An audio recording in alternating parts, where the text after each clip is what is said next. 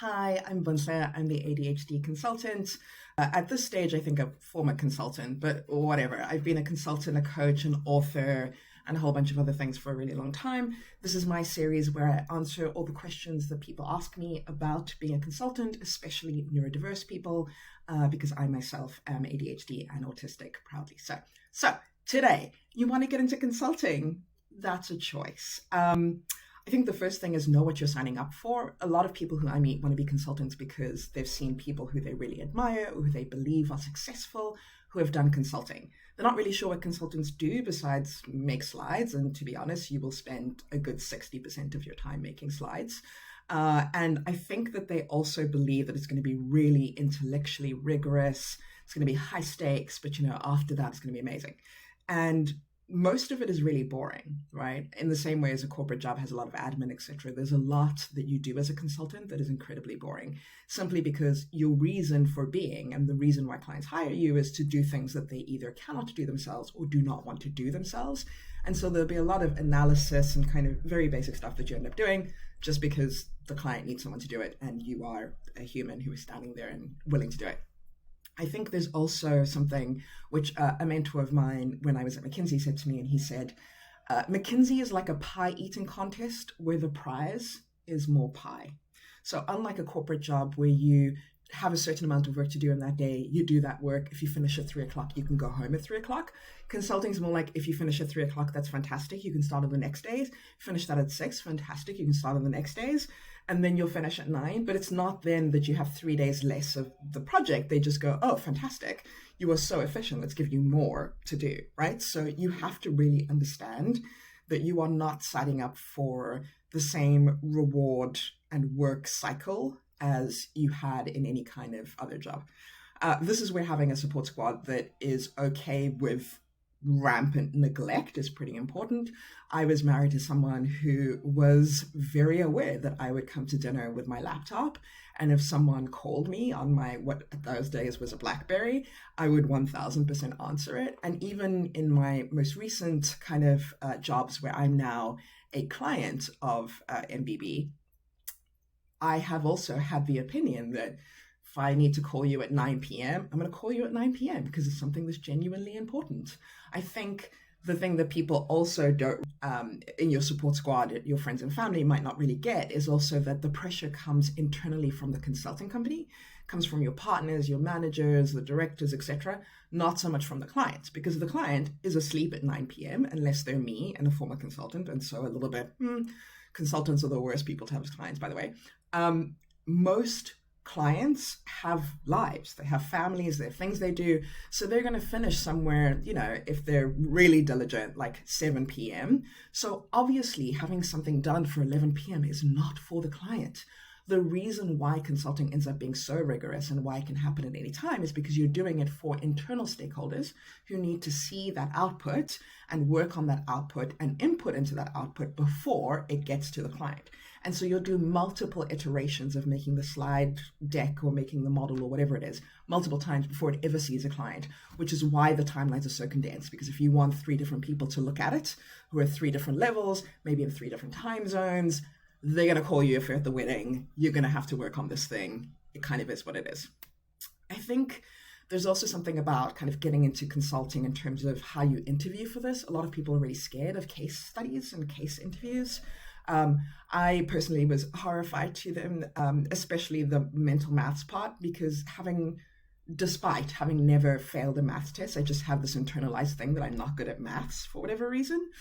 And I really found it really traumatic, the idea of having to do live maths, even though it was like 5th grade maths. To do that in front of someone was just like too much for me. But it really set me free when someone said interviewing for one of these big firms is not intuitive. It's a thing you have to learn and a thing you have to practice. You don't need to pay for that practice. I know that there's a couple of years ago, I think Victor Cheng was the guy who was very well known for helping consultants. Now I think that there's some really interesting podcasts who have some really excellent stuff. I'll be sure to put in the notes my favorite, a shout out to them, who they're not paying me, I just think they're awesome, who take you through cases, etc. And that preparation is what it takes to kind of get in. I know some people who did not do a single case interview and still got in. I know people like me who did 100 before each round of my interviews and got it. So it really depends on how long it takes for something to become intuitive for you, because it doesn't start off that way. I think it's also really important if you're trying to get into consulting to practice with a real person. A lot of people make the mistake of just practicing with the book or practicing with, these like online case studies that come from case coaching clubs, etc. And when you're kind of looking at the question, trying to do it, and then looking at the answer, that's a very different level of pressure and level of interaction than doing it with a person.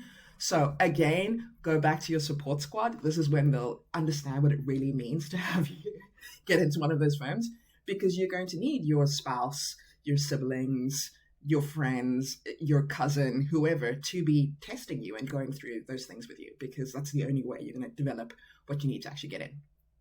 I think it's also really important, not just for the interview stage, but even after that, to have some impressive stories ready. There is this whole thing about how sometimes people get into consulting companies because there's someone you want to be working with at 3 a.m, because we have such ridiculously long hours that sometimes you will be up working with people at 3 a.m. and you don't want to be with someone that you low-key hate. So the answer to that is picking people who you can get along with.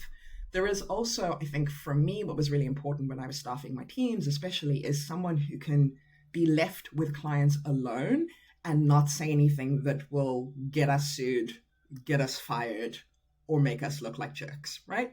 And those aspects are much easier to relate in an interview process when you're trying to get staffed for work and projects, which, to be honest, is like an interview process every time you have to go on a project, and that's a study for a different video.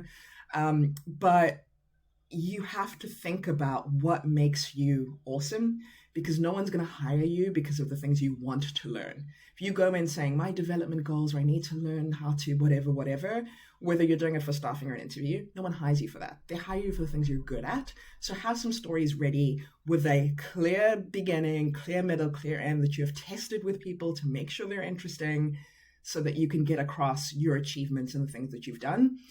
Getting a degree, not an achievement, don't put that in. You can use personal stories, but then they have to be like legit. Like I'm talking like you were national champion or something. And I think the most important thing is to pick a story that you're excited about talking about, because I remember I had 2 stories that I used in the interview phase. One of them was about how I had completed a project which was some business development thing in IT, and everyone had been really helpful, but I had been the most helpful because I helped on the BD thing, whatever, I did the bid, blah, blah, blah. I'm so bored with that I can't even remember what it was about. The other example that I used was the time that I wrote a novel in 30 days, because I did NaNoWriMo, which is National Novel Writing Month, which starts in November. And that was an incredible experience for me. I absolutely love pushing myself to do that. 50,000 words in 30 days is certainly a marathon. And it was definitely a time I learned a lot about myself, despite that being one of the silliest things I've probably ever done. Now, you can see the difference in the level of energy. I didn't plan that. Like, literally, it's just every time I talk about something that I'm genuinely proud of and genuinely interested in, even though that wasn't a work-related thing and it wasn't like winning an Olympic, medal, it was still something that was sufficiently interesting, sufficiently cool enough that it would entice someone to know a little bit more about me. Whereas the other thing, which unless I was the minds behind the project and orchestrating the whole thing and sold it and whatever, it's probably not going to be impressive enough for someone to go, well, that's a cool person that I want to be with at 3 a.m. They might go like, yeah, you're probably going to be good enough for clients, but you don't really get that charisma check, let's say. And I think there is also something about making sure that the real you comes to this. It goes back to, again, know what you're signing up for. It's you that's signing up for it.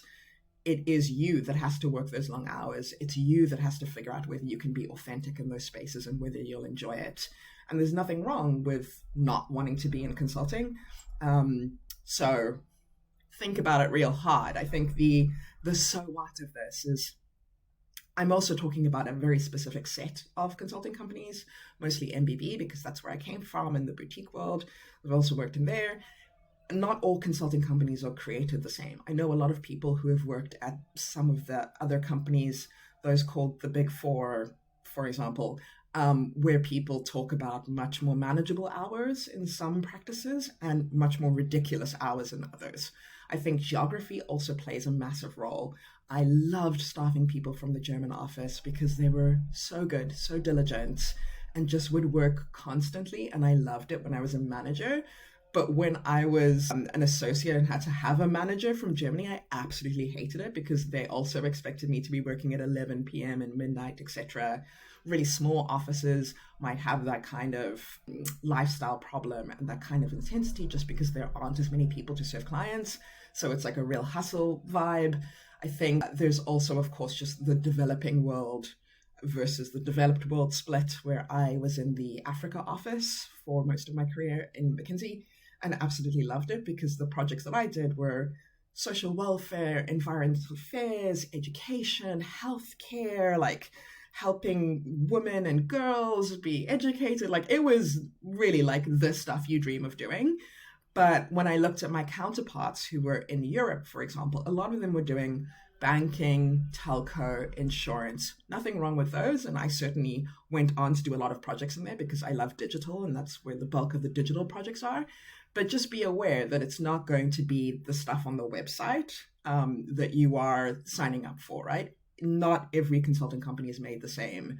Not every location is the same.